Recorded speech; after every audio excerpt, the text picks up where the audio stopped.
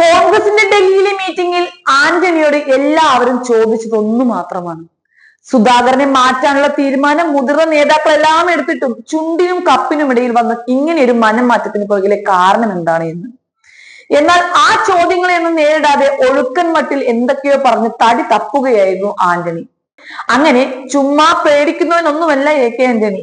എന്നിട്ടും സുധാകരൻ തിരുവനന്തപുരത്ത് വന്ന് കണ്ടതിന് ശേഷം കാര്യങ്ങളെല്ലാം മാറുകയായിരുന്നു. ആന്റണിയെ വിറപ്പിച്ച ആ ബോംബ് എന്തായിരുന്നു എന്നാണ് ഇപ്പോഴത്തെ അണികൾക്കിടയിലെ പ്രധാന ചർച്ച.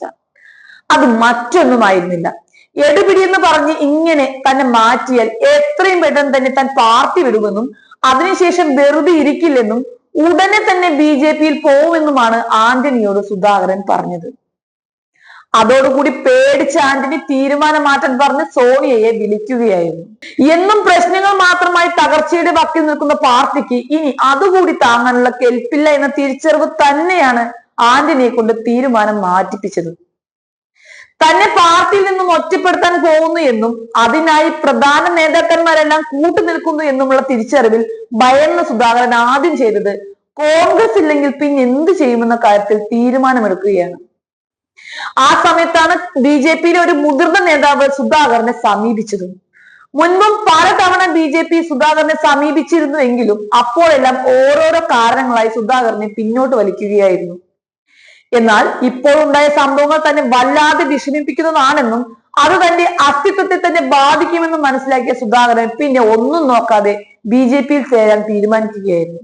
എന്നാൽ അത് BJP-യെ അറിയിക്കുന്നതിന് തൊട്ടു മുൻപ് ആന്റണിയെ കണ്ട് കാര്യം പറയാനാണ് പുള്ളി തിരുവനന്തപുരത്ത് എത്തിയത്.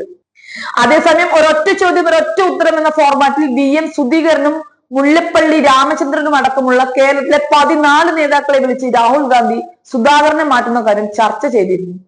എന്നാൽ രാഹുൽ വിളിച്ച 14 പേരും സുധാകരനോട് പറഞ്ഞ ഒരൊറ്റ കാര്യമാണ്, സുധാകരനെ മാറ്റിയാൽ നമ്മൾ പെടുമെന്ന കാര്യം. അതോടുകൂടി രാഹുൽ തന്റെ തീരുമാനം ശക്തമാക്കുകയായിരുന്നു. തീരുമാനമൊക്കെ എടുത്തെങ്കിലും ഇപ്പോൾ രാജ്യത്ത് നിലനിൽക്കുന്ന അരക്ഷിതാവസ്ഥ മാറിയിട്ട് ജനങ്ങളെ അറിയിക്കാം എന്ന തീരുമാനത്തിലാണ് കോൺഗ്രസ്. അല്ലെങ്കിൽ രാജ്യം ഇങ്ങനെ മുൾമുനയിൽ നിൽക്കുമ്പോഴും കോൺഗ്രസിന് ഇത്തരം കാര്യങ്ങളിലാണ് ശ്രദ്ധ പതിപ്പിക്കുന്നത് എന്ന വിമർശനം ജനങ്ങളിൽ നിന്നും ഉയരാൻ സാധ്യതയുമുണ്ട്. തിരഞ്ഞെടുപ്പ് അടുക്കുമ്പോൾ ഒന്നല്ല 1000 വട്ടം ചിന്തിക്കണമല്ലോ.